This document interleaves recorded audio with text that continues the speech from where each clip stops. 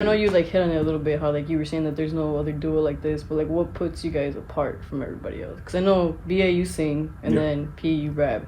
Yeah. So what makes it different from everybody else?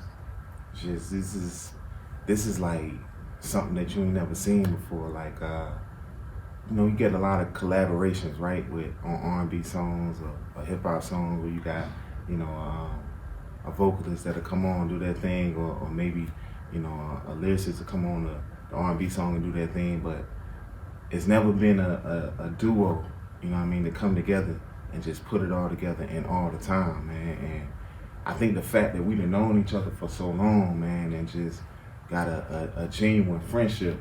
The reason I wanted to write songs for him is because I know how talented he is. Like, y'all know him from R&B songs and whatnot, what have you. And I done seen this dude play Figaro.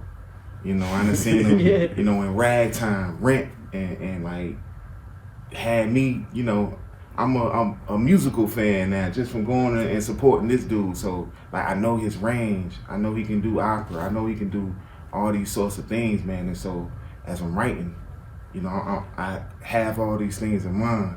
And it ain't nothing but God that when you put my voice with his, man, it's just a beautiful thing. And even just the way like we do with our production, because we don't think of it as just like the rap by itself or the singing by itself. We really do take time to like, even we have some new fighters coming, and it's like the layers of how we're always making sure that we're always there and have each other's back behind it in the songs, even though it's two different ideas, but the way that they fuse together, it still makes a great song. You're like, that works. Like when we listen to it, I'm like, we have a song called Smile. Fire.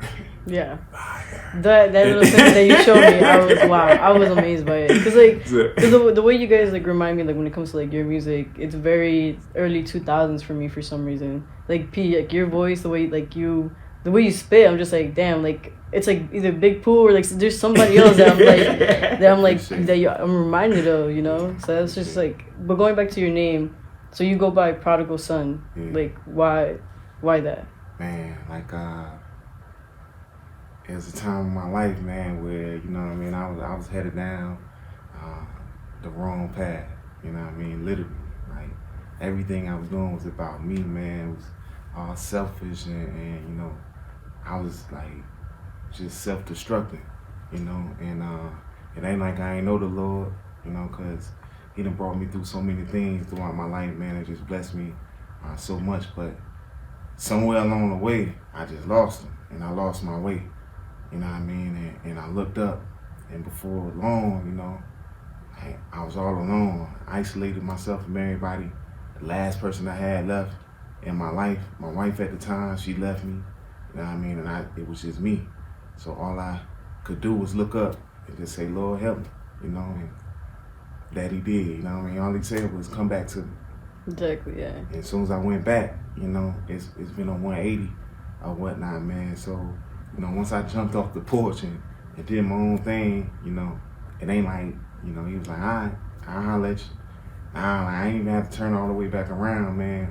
I turned about a quarter of the way. He was right there with me, welcomed me with open arms, man. So, I just feel like my life has mirrored like the Prodigal Son story, So I go by that moniker now, man. But I wish I didn't have to go that route. I wish I could have did it different, but it's almost like it had to happen. Exactly, because everything happens for a reason, Absolutely. So if you didn't mess up, who knows where you would have been right now, Yeah, my raps wouldn't be so crazy like man. All the experiences I'd have had, man, and everything right. So, but at least you get to write about those experiences. You're letting like the world hear it, and people are like loving it. So it's because we all got the same experiences.